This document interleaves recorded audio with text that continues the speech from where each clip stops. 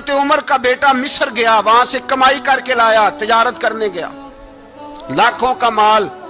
کون سا باپ ہے دنیا میں جس کا بیٹا باہر سے پیسے لے کے آئے تو ابا تفصیل پوچھے کہ بیٹا کہاں سے کمائے، کہاں سے لایا، کتنے ملے، کیوں آئے؟ کون سا باپ تفصیل پوچھتا ہے؟ ابا تو کہتا لا صحیح اور تعریفیں کرتا ہے، میرا بیٹا بڑی کمائی کرتا ہے۔ کبھی پوچھا ہے اس سے کہ ڈیوٹی صحیح دیتا ہے کہ نہیں؟ کبھی پوچھا ہے کہ تو ایمانداری کی روزی لاتا ہے کہ حرام کی کماتا ہے؟ یہ باپ کی ذمہ داری ہے، یہ اماں کی ذمہ داری ہے۔ پھر کہتا ہے بیماری کیسے آ گئی، پریشانی کیسے آ گئی؟ تو نے کبھی سوال کیا اپنی اولاد سے؟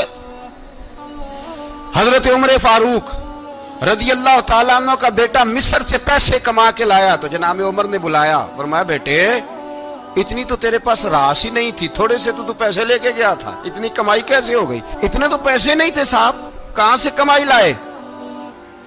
اس نے کہا ابا جی وہ جو میرے چچا ہے نا مصر کے گورنر، آپ کے دوست، انہوں نے میری مدد کی ہے۔ فرمایا جتنے لوگ گئے تھے سب کی ہے مدد اس نے؟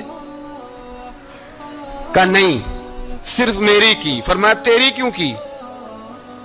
تیری کیوں کی؟ کہا حضور آپ کے دوست ہیں۔ فرمایا چپ کر،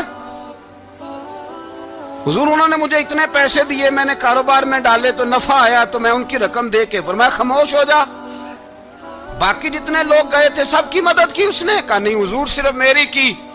فرمایا اس نے تیری مدد نہیں کی، اس نے خلیفہ کے بیٹے کی مدد کی، اس لیے کہ وہ خلیفہ کو اپنے حق میں نرم کر سکے۔ فرمایا آدھا مال تیرا ہے، آدھا مال غنیمت کا ہے، مال خزانہ کا ہے، مسلمانوں کا ہے، اس لیے کہ تو جو وہاں سے مال کما کے لایا ہے وہ اپنے باپ کے خلیفہ ہونے کی وجہ سے کما کے لایا ہے، لہذا رکھ ادھر۔ یہاں کہتے ہیں کدھر سے آیا، کیسے آیا، کون سا حساب دیں، کیا کریں؟ او بھائی حضرت عمر رضی اللہ تعالیٰ عنہ کا اپنی اولاد کے بارے میں یہ رنگ ہے۔ ایک جنگ سے نا خوشبو آئی، خوشبو بڑی مہنگی ہوتی تھی، عرب میں خوشبو آج بھی بڑی مہنگی ہے، وہ زیادہ استعمال کرتے ہیں۔ میری باتوں کی سمجھ آ رہی ہے میرے بھائیوں؟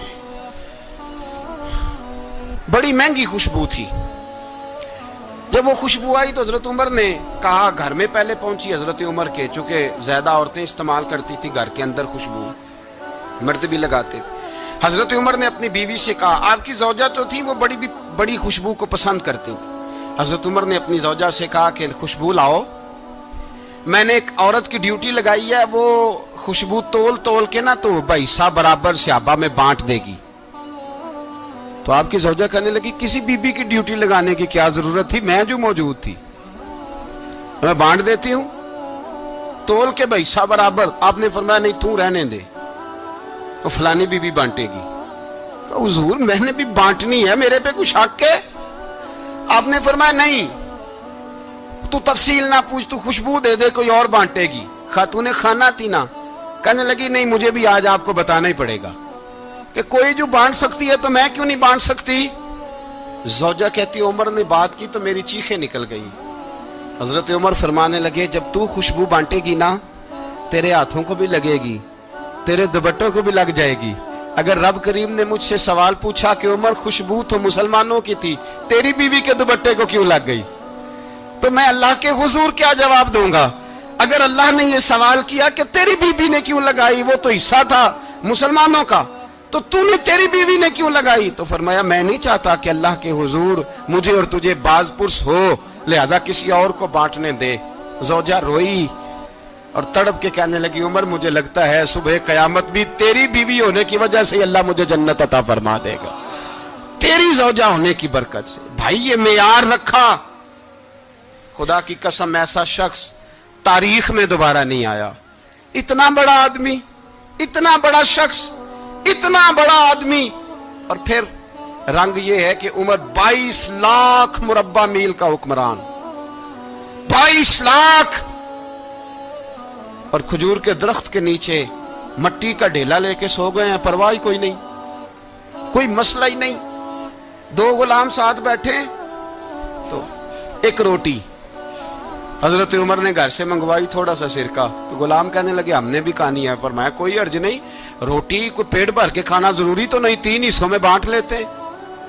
ایک آدمی آیا ہوا تھا مصر کا رہنے والا ملنے کے لیے، اس نے پوچھا عمر کدھر ہے، تو کہا وہ ادھر جاؤ مسجد میں بیٹھے ہوں گے، اور واپس آیا تو کہنے لگا وہاں تو 3 غلام بیٹھے ہیں۔ ایک روٹی بانٹ بانٹ کے کھا رہے ہیں, لگتا ہے کئی دنوں سے روٹی نہیں ملی.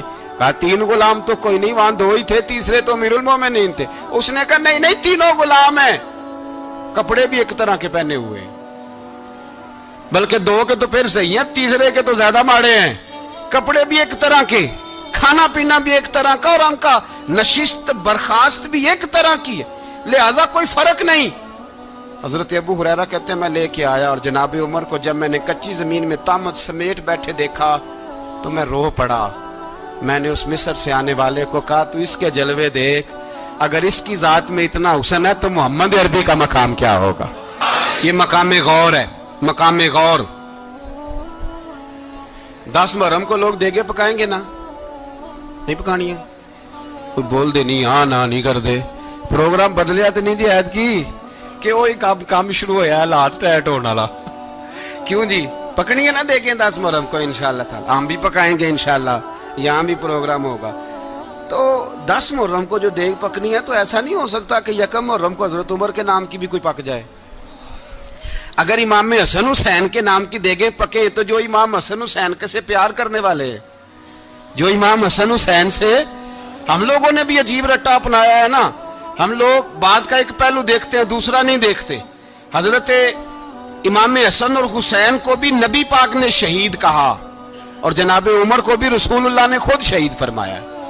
فرمایا شہید ہے, خود فرمایا اپنی زبان سے کہ یہ شہید ہے, خود میرا عمر شہید ہے. تو ان کے نام کی دیگ نہیں پکنی چاہیے, اس طرف نہیں ہماری توجہ ہونی چاہیے. اور اہل بیت نبو, یہ بات میں پہلے بھی کرتا ہوں, آج پھر کرنا ضروری سمجھتا ہوں. اہل بیت کا پیار سن لو کان کھول کے, اہل بیت کا پیار اگر ہمیں کسی نے سکھایا ہے تو سیدنا عمر فاروق نے سکھایا ہے. اہل بیت نبوت کی محبت اگر کسی نے سکھائی ہے تو کس نے سکھائی ہے, بول کے بتائیے.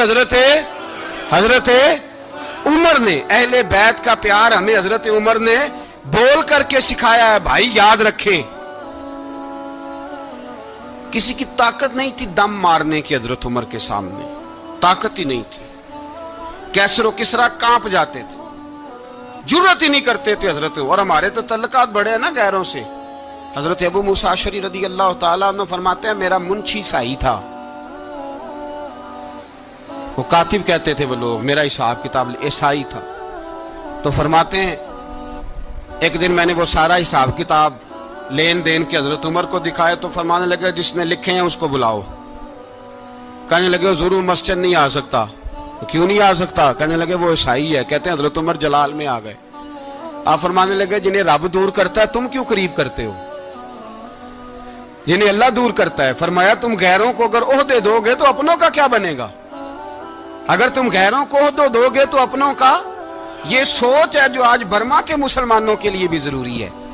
کہا اگر تم غیروں کو عہدے دو گے تو اپنوں کا. ہم نے غیروں کو عہدے دیے تو دیکھا نا اپنے کس طرح کاٹے جا رہے ہیں.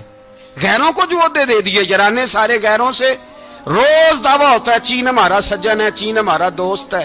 او بھائی دوست ہے تو اس سے کہو نا کہ برما تو تمہاری ایک چھوٹی سی ریاست ہے, چین کے بغیر تو وہ سانس بھی نہیں لے سکتا. اس کو کہو نا اس حکومت پہ دباؤ ڈالے. لیکن ہم لوگوں نے غیروں کو عہدے دیے تو اپنے پس گئے. حضرت عمر کہتے تھے ذمی کا ہم ادب کریں گے, ذمی کافر کا ہم, ایسا کافر جو مسلمان ریاست کو قبول کرے, بدامنی نہ پھیلائے. ایک آدمی کو آپ نے دیکھا آنکھوں سے نابینا ہے اور بھیک مانگ رہا ہے, تو حضرت عمر کو نظر آ گیا. فرمایا کون ہو؟ اس نے کہا میں یہودی ہوں. فرمایا بھیک کیوں مانگتے ہو؟ کہا جب تک تندرست تھا مسلمانوں کو جزیہ دیتا تھا, بوڑھا ہو گیا ہوں کیا کروں. حضرت عمر نے گھوڑے کی پشت پہ بٹھایا, کافر کو گھوڑے کی پشت پہ بٹھایا اور بٹھا کے مدینے لائے. حضرت علی شیر خدا وزیر خزانہ تھے. فرمایا علی اس کا وظیفہ جاری کرو. کہا یہ کون ہے؟ فرمایا یہ یہودی ہے لیکن یہ ہمیں جزیہ دیتا رہا, بوڑھا ہو گیا بیچارہ, بھیک مانگنے پہ مجبور ہے, ہماری حکومت کے اندر رہتا ہے, اس کا پورا وظیفہ جتنا خرچہ اتنا وظیفہ لگاؤ. حضرت علی کہتے ہیں میں وظیفہ لگا رہا تھا اور وہ میرے نبی کا کلمہ پڑھ رہا تھا, وہ رسول اللہ کا کلمہ پڑھ رہا تھا. یہ مزاج, یہ نہیں کہ کافر. حضرت عمر نے گورنروں کو خط لکھے تھے کہ زبردستی کسی کو مسلمان نہیں کرنا, جہاں ان کی عبادت گاہیں بنی ہو گرانی نہیں, کوئی مندر کوئی گرجا ضائع نہیں کرنا. اسلام سب کو جینے کا موقع دیتا ہے, پر بے ایمانوں ظالموں बदजातो तुम्हें यह कहता है कि हम तुम्हें जीने का मौका देते, तुम भी मुसलमानों को जीने का मौका दो। ये जहां बसते हैं, जहां रहते हैं, इन्हें वहां जीने का मौका दो। इन्हें भी अल्लाह अकबर कहने का मौका दो, इन्हें भी कुरान पढ़ने का मौका दो, इन्हें भी रसूलुल्लाह पर दुरूद पढ़ने का मौका दो। हमारे मुल्क में ईसाई अपनी मर्जी से खुलेआम तबलीग करते हैं। यहां तो चैनल चलाए हैं ईसाइयों ने। किसी मजहबी जमात ने कभी जुलूस निकाला है कि ईसाइयों का चैनल बंद करो? बोले निकला है कि नहीं निकला? कितने जुल्म की बात है। हम जब गैर को इतना तहफ्फुज देते हैं, इतना तहफ्फुज देते हैं, हमने देखा है, मुझे 20 लोगों ने ईद पे टेलीफोन किए कि ईसाइयों को कुर्बानी का गोश्त दे लें। मजबूर हैं जी, दरवाजे पे आ गए हैं, हमारे काम काज करते हैं। 20 लोग, आम आदमी के दिल में इनका इतना जज्बा है। वो मसाइल का बयान करना एक अलग बात, लेकिन हमारे दिल काफर के हक में भी नरम हो जाते हैं। तुम किस कदर ज्यादा बेईमान हो और कुफर किस कदर ज्यादा जलील हो गया है कि मुसलमान के हक में नरम होता ही नहीं। और उससे बड़े जलील वो हैं जो इन जलीलों के सपोर्टर हैं। वो किसी अरब मुल्क के हुक्मरान हो या किसी और जगह के, वो बड़े जलील है जो इन जलीलों के सपोर्टर हैं, जो बर्मा की बच्चियों के कत्ल पर अपनी हुकूमतें चमका रहे हैं। ने शर्म नहीं आती, इस कदर मुसलमान तड़पा है, लेकिन उन बेगैरतों को जरा होश नहीं आई। और ये उनके कमाश, उनके दलाल जो हर जगह उनकी सपोर्ट करके अपनी हुकूमतें कायम करते हैं, बेईमानों को पता नहीं कि कब इन पर अल्लाह का अजाब उतरेगा और किस तरह इनके परखशे उड़ेंगे। तुम्हें अपनी जिल्लत और रुसवाई नजर नहीं आ रही कि जमीन किस तरह तुम्हारे लिए तंग हो गई है? इससे ज्यादा और तुम्हारी रुसवाई क्या होगी? डरो अल्लाह से, और ये तो दुनिया का अजाब है। इन्ना बत्श रब्बिका लशदीद, मेरा रब कहता है क़यामत तो कायम होने दे। इतना सख्त तेरे रब की पकड़ है, इतनी किसी दूसरे की हो सकती? याद रखें और थोड़ा एहतियात करें हम सब लोग भी, जो हम लोग आधी जुबान बोल के भी इनकी सपोर्ट करते। अब शर्म आनी चाहिए हमें इन हुकूमतों की सपोर्ट करते जो मुसलमानों की लाशों के ऊपर हुकूमतें कायम करते हैं। शर्म आनी चाहिए। बहरहाल बात दूर निकल जाएगी और मैं अपने मजमून पे रहता हूं। अहले बैत का प्यार अगर सिखाया है तो जनाबे उमर ने सिखाया है रदी अल्लाह ताला अन्हो। इमाम हसन मिलने, आप यकीन करें, मैं जब इस वाकया को पढ़ता हूं तो मेरा दिल झूम जाता है। मैं कहता हूं यार, डाडा होना अपनी जगह पे, इश्क होना अपनी जगह पे, इंसान का बावकार होना अपनी जगह। जहां खड़े होना था वहां ये खड़े होते थे, और जहां झुकना था वहां ये इन लोगों में इकबाल ने कहा था, तेरी निगाह नाज से दोनों मुराद पा गए। अकले गियाबो जुस्तजू इश्के हुजूरो इस तरह। जहां अगर आया है सामने कैसरो किसरा तो उमर जैसा दलेर कोई नहीं। अगर सामने आया ईरान का बादशाह तो उमर जैसा तगड़ा कोई नहीं। अगर आया है सामने गुस्सान का बादशाह तो उमर जैसा आदिल कोई नहीं। लेकिन अगर अली का बेटा आया है, अगर फातिमा के लाल पारे आए हैं, तो फिर फारूक आजम से जैसा मुहिब कोई नहीं, फिर उनसे जैसा प्यार करने वाला कोई नहीं। अंदर बैठे हैं जनाबे उमर, अंदर तन्हाई में कुछ वजीरों से गुफ्तगू हो रही है, मीटिंगें जारी हैं। आपके बेटे मिलने आए जनाबे अब्दुल्ला इब्ने उमर, अब्बा जी मिलने आए। बात ठहरो, बात कर रहा हूं, कोई ना अंदर आए। साहबजादा बाहर खड़ा है। थोड़ी देर गुजरी तो इमाम हसन भी आ गए। कौन आए?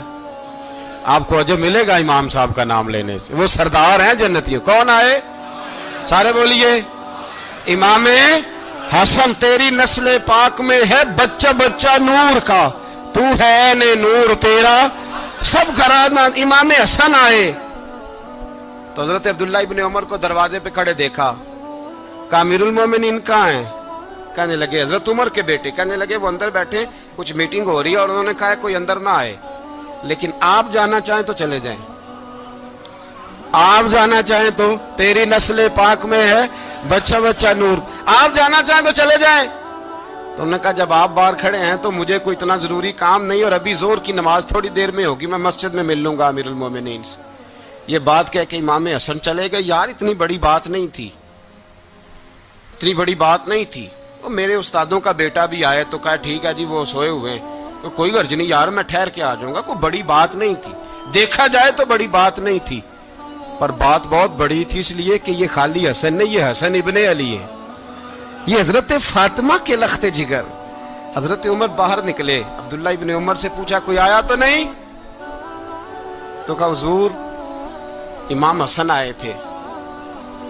تو کہا پھر شہزادے کو اندر کیوں نہیں بھیجا؟ کہا میں نے کہا تھا. وہ کہنے لگے اگر امیر المومنین مصروف ہیں تو میں ظہر میں مل لوں گا. حضرت عمر رونے لگے. فرمایا بیٹے تو نے اچھا نہیں کیا. پھر مسجد نہیں گئے, سیدھے امام حسن کے دروازے دستک دی. امام حسن باہر آئے. کہا شہزادے آئے تھے تو ملے کیوں نہیں؟ تو امام حسن کہنے لگے حضور آپ کا اپنا بیٹا دروازے پہ کھڑا تھا, آپ کا اپنا بیٹا دروازے پہ کھڑا تھا, اور منع بھی کیا تھا آپ نے تو میں زور میں مل لیتا. حضرت امام حسن فرماتے ہیں جوش جذبات میں جناب عمر نے سر سے پگڑی اتار دی.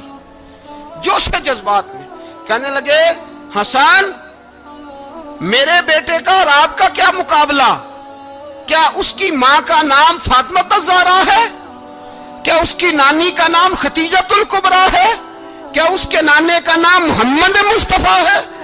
آپ کا اور اس کا کیا مقابلہ؟ پھر رو پڑے اور کہنے لگے بیٹے میں مکے کے صحراؤں میں اونٹ چرایا کرتا تھا, یہ جو میرے سر پر عزت کے بال ہیں یہ تیرے نانے کے اگائے ہوئے. میں مکے کے خبردار شہزادے خبردار. او بھائی اہل بیت نبوت کے ادب کا رنگ اگر سکھایا ہے تو سیدنا عمر نے سکھایا ہے. حضرت عمر فاروق اتھارٹی ہے, اسلام کی اتھارٹی. یکم محرم حضرت عمر کی شہادت ہے. یہودی بول اٹھا, کافر بول اٹھا. اگر 6 مہینے عمر دنیا میں اور رہتے تو دنیا میں کوئی کافر موجود نہ ہوتا. 6 مہینے. اور جب اس بطل جلیل کا جنازہ اٹھا, اللہ بخاری پڑھیے نا, اللہم ارزقنا شہادت فی سبیلک, اللہ بسترے کی موت نہ دینا, شہادت کی دینا. عمر شہید ہوئے, مسجد نبوی میں نماز پڑھاتے, اور جب جنازہ اٹھا تو مدینے کا پھر پیچھے جو دلیر بچے وہ مولا علی تھے. مولا علی جناب عمر کا جنازہ اٹھا تو سب سے پہلی ہائے جو نکلی وہ حضرت علی کی زبان سے نکلی, اور حضرت علی ساری داڑھی آنسوؤں سے بھر گئی. لوگوں نے کہا کہ علی کیا ہوا؟ فرمانے لگے تم دیکھ نہیں رہے جنازہ کس کا اٹھا ہے, پلٹ کے دیکھو تو صحیح, تم پتہ نہیں یہ کون گیا ہے. کہ حضور کیا ہوا؟ آپ فرمانے لگے عمر اس طرح کے کام کر کے گیا ہے, اب ان کے رستوں پہ کون چلے گا؟ کون اس کے جگر راہ وفا میں؟ میں نقش ایسے چھوڑ آیا ہوں, میں جس منزل سے گزرا ہوں وہ اب تک یاد کرتی ہے. حضرت علی حضرت عمر کے جنازے پہ کھڑے ہو کے کہتے ہیں اللہ مجھے اس طرح کے عمل کرنے کی توفیق دے جس طرح کے عمر کر کے گیا. میرے بھائی بطل عزیز, بطل حریت حضرت عمر رضی اللہ تعالیٰ عنہ جو اپنی زندگی انقلاب والی گزار کے گئے. عمر جب دنیا سے گئے تو 80 دینار کا قرضہ تھا, 22 لاکھ مربع میل کا حکمران. اور اپنے بیٹے سے کہنے لگے بیٹے کوشش کرنا تیرے خاندان والے مل کے میرا قرضہ اتار دے, میری قبر پہ بوجھ نہ رہے, اور اگر خاندان والے مدد نہ کریں تو میرے دوستوں سے بات کرنا, وہ مدد نہ کریں تو پھر علی سے بات کرنا. ان کا پیار آپس میں اتنا اور تو اختلاف ثابت کر رہا. 80 دینار کا قرضہ چھوڑ کر حضرت عمر دنیا سے گئے, اور جاتی دفعہ کہہ گئے میرے بعد میرے بچوں کو حکومت کے مشورے میں بھی شامل نہ کرنا, حکومت کے مشورے میں بھی میری اولاد شامل نہ ہو. اتنا بڑا شخص اتنا بڑا رنگ دے کے یکم محرم کو جب عمر فاروق کا وصال ہوا تو بیٹے سے کہنے لگے اماں عائشہ سے جا کے کہو میرا بھی نبی پاک کے روزے میں دفن ہونے کو دل کرتا ہے. ایک قبر کی جگہ ہے اماں جی نے اپنے لیے رکھی ہے, بخاری ہے بخاری. حضرت عائشہ کے پاس صاحبزادے گئے, کہنے لگے اماں جی عمر کو زخم لگ گیا ہے, حالت بڑی پریشانی والی ہے. وہ کہتے ہیں اگر اماں اجازت دیں. سید عائشہ رو پڑی, فرمانے لگی کہ وہ اپنی قبر کی جگہ تو نہیں نہ کسی کو دیتا, پر عمر نے کمال ہی بڑا کیا. اسے کہو جاؤ گنبد خضرا میں قیامت تک جو مصطفیٰ پہ اور ابو بکر پہ سلام پڑے گا وہ تجھ پہ بھی سلام پڑھ کے جائے گا. جاؤ میں نے جگہ دی. اور اگر آپ نے ابھی تک ہمارا چینل سبسکرائب نہیں کیا تو فوراً سبسکرائب کیجئے, ساتھ ہی بیل آئیکن پر کلک کریں تاکہ مزید آنے والی ویڈیو ہیں وہ آپ کو وقت پر ملتی رہیں. اللہ حافظ.